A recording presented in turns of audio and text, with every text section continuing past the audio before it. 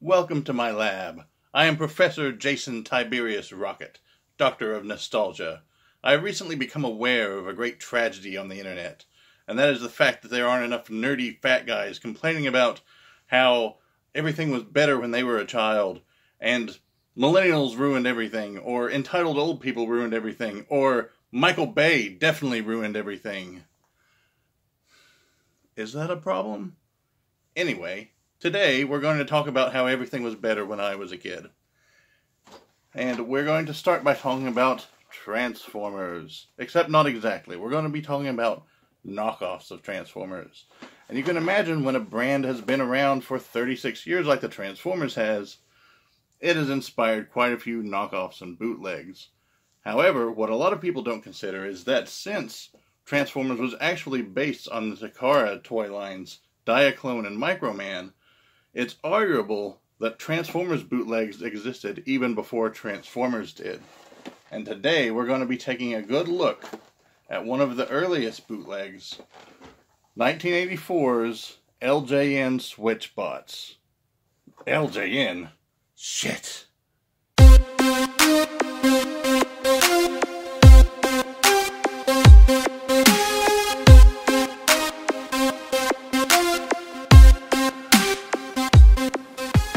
Here we have a complete collection of Switchforce Switchbots, asterisk, and that asterisk is because there are multiple variants of some of these that I'm aware of.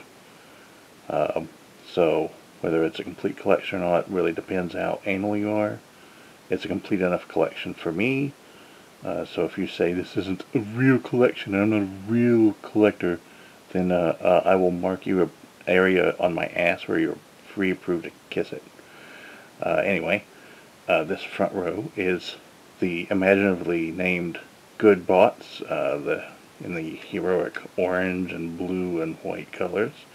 The back row is the also creatively named Evil Bots in their purple, yellow, and black Insecticon colors. So right away, the heroes are pretty well visually delineated from the villains, so good branding there. Now, if you've ever watched the Angry Video Game Nerd, you know what LJN's deal is. They made pretty much every licensed tie-in movie video game for the NES and SNES, a lot of which are considered the worst video games ever made. I consider most of them really just to be mediocre. But when they have a big name like Back to the Future, Bill and Ted's Excellent Adventure attached to them, I guess expectations are pretty high, and even a mediocre game's a huge disappointment. As you can see from the cards, Switchbots was actually a sub-line of LJN Switchforce toy line. They produced a lot of like transforming vehicles. Also, I believe there were some licensed A-Team vehicles in the line. Also here you can see the CGL rather than the LJN logo on this card. This one seems to be a European one. As you notice, it's lacking the Switchforce co-branding. This CGL, I've not really been able to find anything about this company, although there is a toy company still in business called CGL. I just don't know if it's the same one. And here I have a carded 4x4, my personal favorite character. Also, apparently the European version. Now I'm going to do an individual rundown on the characters, starting with the heroes. First up is Captain Defender, the presumable leader of the good guys, due to his rank of captain and the fact that he's the largest of the good guys and forms the torso of their combiner team. This is a pretty simple transformation. I'm sorry, switch. These don't transform. That would probably be copyright infringement. Just pull the legs down. Pull the arms. Well, unpeg the fists from the back. Pull the arms out. Fold them down. Fold the ladder and hose back, and there you go. no head. But hey, Ratchet and Ironhide didn't have heads. G1's classic, right? So yeah, we can forgive that. And there you go. Captain Defender goes from Blue Fire Truck 2 years before Hotspot was a Blue Fire Truck. And here he is in robot mode. And he has got actually pretty decent articulation for the time. At least on par with GoBots, I would say. With rotation at the shoulder. And, you know, this thing. Yeah. No real leg articulation to speak of, except what the transformation requires, but I don't know. It's about on par with GoBots and G1 figures of the time, except no elbow. But overall, not a terrible figure. Next up are the two GoodBots tanks, Big Blaster and Orange Crunch, both of which sound like a 44-ounce drink from a neighborhood gas station. And I'm grouping these together because they transform basically the same. They're very simple again, except sort of reversed. This front of the tank flips open to reveal his head, and the treads flip out to form his arms. And these tiny little feet fold out from the back of the tank, and it is virtually impossible to stand him up. Oh, okay, so those actually click into place. I had this guy as a kid, and I don't think I ever realized that. But, not the greatest toy, so he didn't get played with that much. This is essentially the same transformation, just in reverse, with the robot head being in the back of the tank. This section flips up, arms flip out, feet slide down, and click into place. And, yes, well, that's pretty suggestive. Orange Crunch. Nice double penis action there. These figures are a little simplistic, too simplistic, I think. Like I said, I had Big Blaster as a kid, but I never really played with him. Just, for one thing, the arms are pretty brittle. I've already had both arms snap off of one. Now here are my two personal favorite figures, 4Bot4 and Fast Flash. And again, they have basically the same transformation as well. The back part of Fast Flash, 4Bot4, the camper just folds back. His legs slide out and click into place. And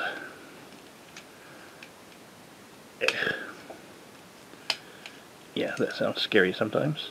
Getting his knees to click into place. His arms fold out, and the hood of the truck folds down, forming the chest. And these arms do tend to go floppy over time. Sometimes even straight out of the package, because this figure is pretty much pristine, but his arms are still floppy. Same transformation here with Fast Flash.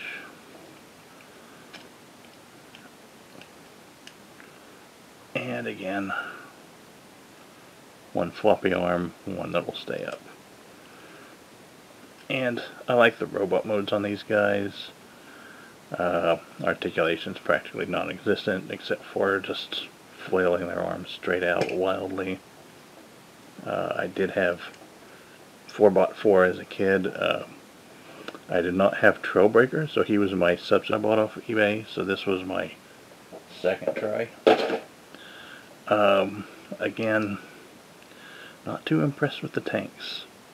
I do actually have, this is actually a variant, and I want to show you the difference between different production runs and also the variant. This of course being the yellow paint on the hood / chest. where the more typical 4x4 has the orange.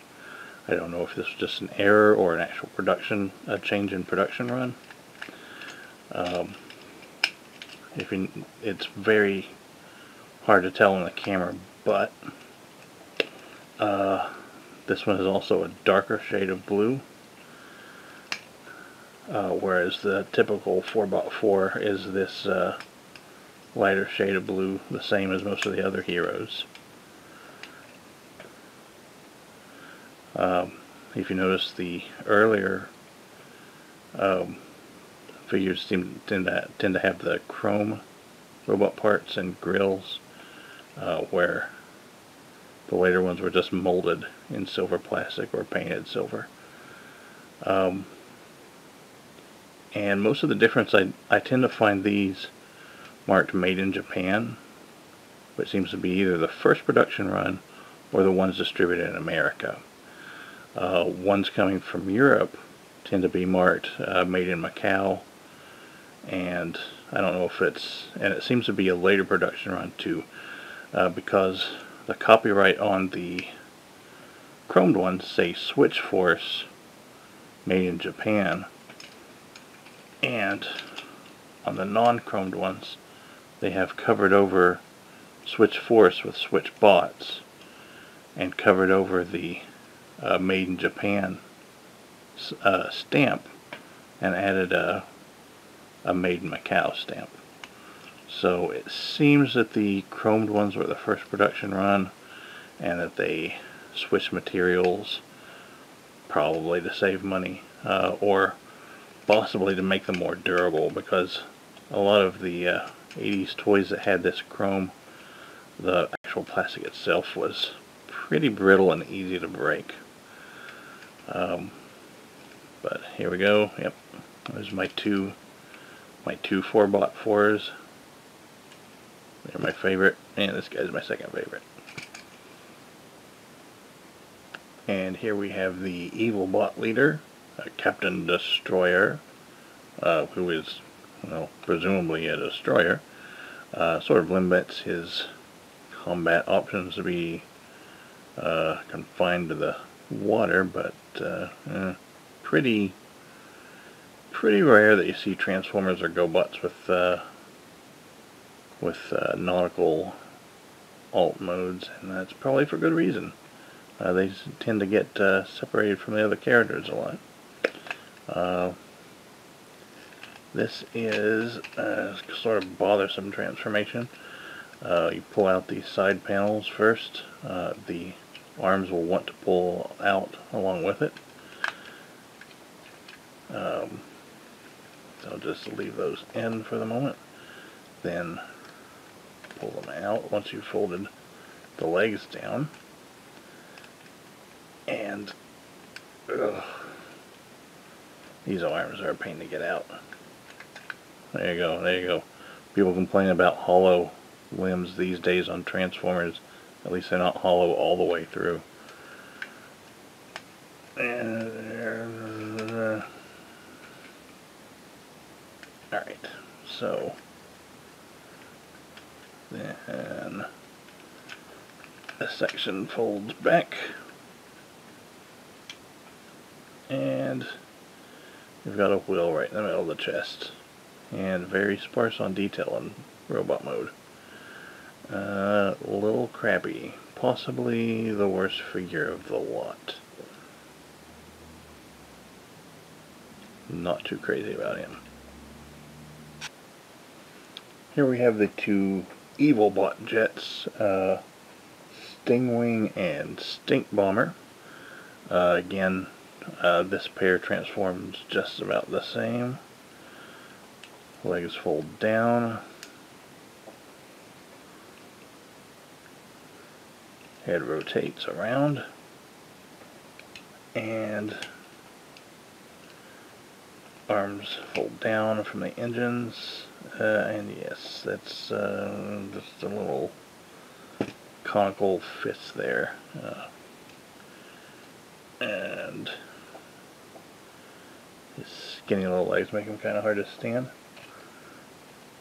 And then with Stink Bomber, Same thing, legs fold down, head rotates around, and his forearms are basically just black wedges. Oh man, I don't know, these are I guess a step up from Captain Destroyer, but boy, it makes it kind of hard to decide. Not great. These guys would probably get laughed out of the secrets. And finally here are the two EvilBot fire trucks. That's kind of an odd choice for evil robots, but nozzle head and heavy hoser. Yeah, he's going to take off to the Great White North. Oh boy, that's topical. Anyway, these guys, again, transform about the same. Slide the legs out from the back of the vehicle. Flip up the front of the vehicle to reveal the head. Pull the front tires out to reveal the arms. And tiny little forearms. Yeah. Virtually no articulation other than being able to swing the forearms outward. And same thing here. Pull the legs down.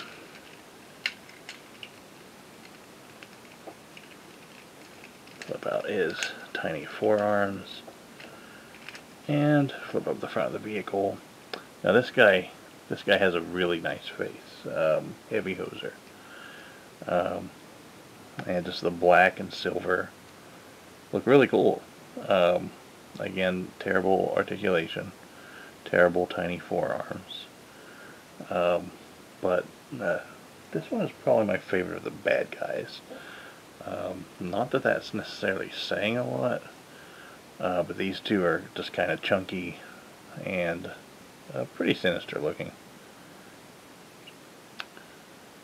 So how do these guys combine, I bet you're wondering. And how do they look once you do? Well, according to the back of the box, this is how they're supposed to look. However, for years I've not been able to figure out how exactly these are to fit together. And when I finally figured it out, I was in quite a shock. It's the sort of surprise that only a company known for quality like LJN could provide. So, here is the GoodBot combiner torso, Captain Defender, and you start by simply attaching Fast Flash to one arm, and wow, that peg doesn't want to go in there. Well, let's try it the other way around. Okay.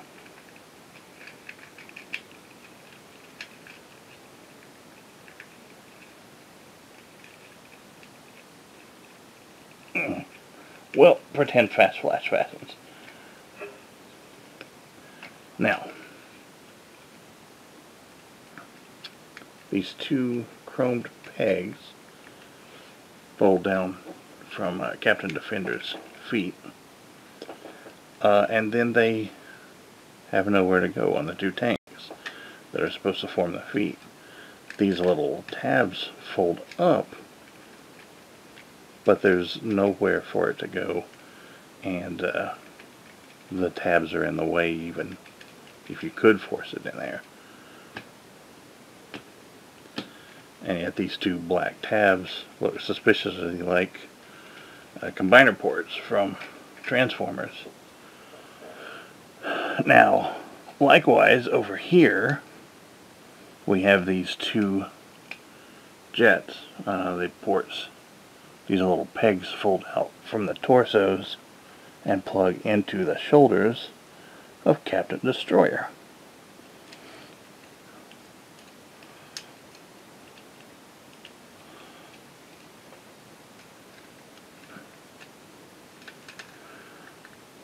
But when it comes to attaching the feet or the fire trucks, there's holes on the top of the trucks, and nothing to go into those holes. Captain Destroyer's feet. Have you spotted what happened yet? That's right. Apparently these were originally engineered with the intention of these two fire trucks being good guys and the tanks being bad guys, which kind of thematically makes more sense. For the tanks, planes, and the destroyer to all be together and all these rescue vehicles to be on the other team.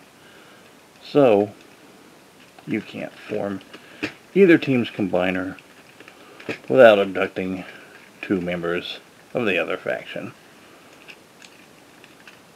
Additionally, the head was an accessory that came with, apparently, Captain Defender, the head and forearms of the combined forms. Again, pretend Fast Flash fits on there.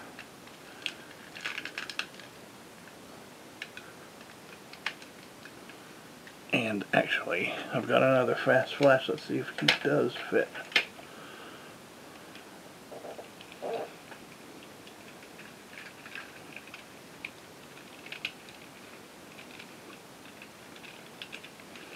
There we go. As complete as I can get them without the heads. Well, actually, Captain Destroyer's head is the head of the evil bot, Megabot. Captain Defender does have a head accessory he comes with. So there you go. Good old Laughin Jokin Numbnuts. 35 years later, I finally know how to put these things together correctly, because you put them together wrong. As you can see here, Switchbots are more than they appear to be. Where did they ever think of this completely original catchphrase? Jump cut to nearly 2 months later, when I'm editing this, I realized that I cut to darkness to demonstrate one of the features of this toy, but I never really bothered to explain it, so it's sort of contextless without it. So I came back to pick this up. A popular feature of toys back in the 80s were these friction drives and also sparks, and this toy combines both those features sort of into one, so that you would like rev up a toy and then release it, and it would propel itself on a smooth surface. This also drives a friction drive inside to shoot sparks behind the windshield. Even if this one was working properly, it wouldn't show up well in a lit room, which is why I'm about to cut to darkness. And also, since I shot this original footage, I sold most of my Switchbots collection, including all the ones that had the functional sparks, for drug money. So yeah, let's let that be a lesson to you kids. Do lots of drugs. I mean, no, that's not the lesson. Anyway, now to darkness for the demonstration. So, the sparks don't show up on these things too well anymore after 35 years, so let me turn the lights off to see if I can get one to show up. Ooh!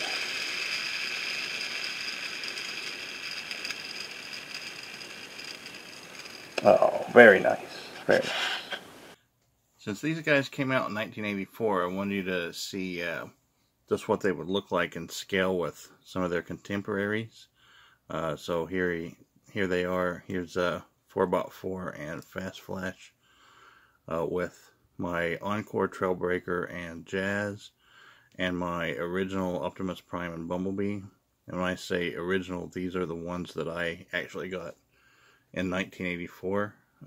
My grandmother bought me this Bumblebee at the Miller's department store she worked at in '84, and my mom got me this Optimus Prime for Christmas of 1984 from a Hills department store. I've performed quite a few repairs on him over the years. And this is probably what these guys were used for the most, is reinforcements for Transformers and or GoBots. And as you can see, they're basically the same height as the mini cars, like Bumblebee, maybe a little bit taller. But in vehicle mode, they're quite a bit bulky. Well, and even in robot mode, they're quite a bit bulkier. So, as you can see here, Bumblebee, very tiny when he transforms. 4x4 here is quite a bit chunkier.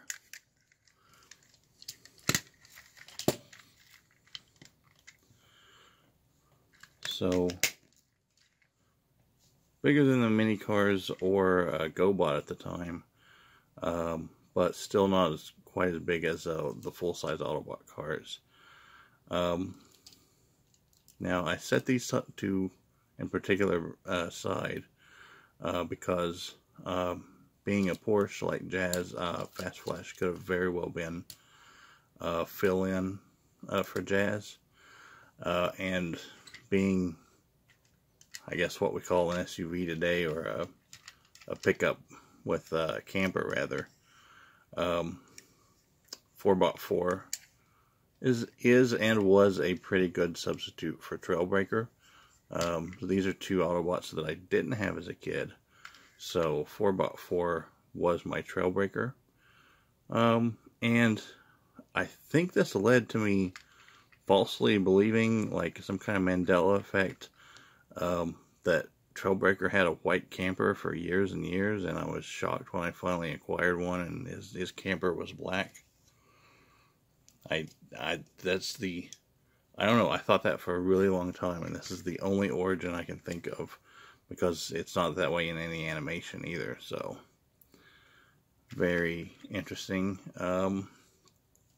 So as far as bootlegs go, these guys aren't too bad. There's virtually no arm articulation except for flailing up and down, but although that's not true of some of the other figures. They can at least swivel up and down. But not bad for the time. I'd say on par with most GoBots, if not a little better. They really don't hold up by today's standards, certainly. They're very lacking in articulation. But they're kind of fun, they're cute, and they are sure a much better effort on LJN's part toward making toys than most of their NES or even SNES games were. So, does it make up for god-awful games like Back to the Future or Bill and Ted's Excellent Adventure? No, but once upon a time, LJN was known for okay toys before they became known for rubbish video games. But is that what we'll remember them for from now on? No. Anyway, I was quite shocked to see that apparently no one has made a video on these LJN Switchbots before, despite being kind of a crossover between both one of the most infamous video game manufacturers and basically knockoff line of the Transformers. Yeah, what's going on, Toy Galaxy? What's going on, Phaelus? How did somebody not scoop me on this? Well, anyway, I guess for the first time ever, I can first someone on the internet.